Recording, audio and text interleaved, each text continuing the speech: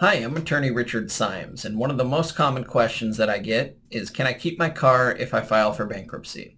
For most people, the answer is yes. And that's because there are rules that we can use to protect your vehicle. So these are called exemptions.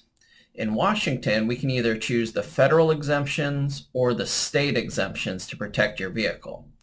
The exemption amount is around 3,600 or 3,675 if using the federal exemptions, and that is the amount of equity you have in the vehicle. So equity is any value above what you owe. So for most people, a car is a depreciating asset and it loses value over time, and therefore most people are underwater on their car, meaning they owe more than it's worth. And for most people, they can use their exemption amount to protect their vehicle.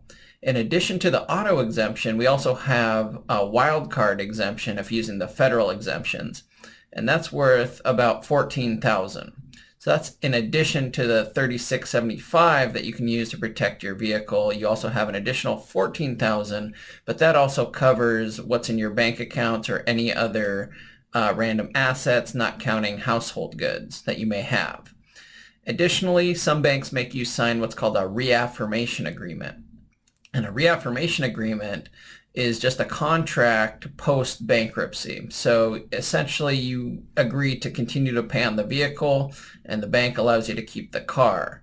You don't have to sign a reaffirmation agreement for most banks, but some banks do require it. And if you do sign one, then they'll report your payments as current on your credit report. Some banks, if you don't sign it, they will not report your payments as current. So to recap, most people do get to keep their cars. It's not a big deal when filing for bankruptcy unless you have a very expensive car that you own outright. So I hope you found this video helpful, and I will talk to you soon.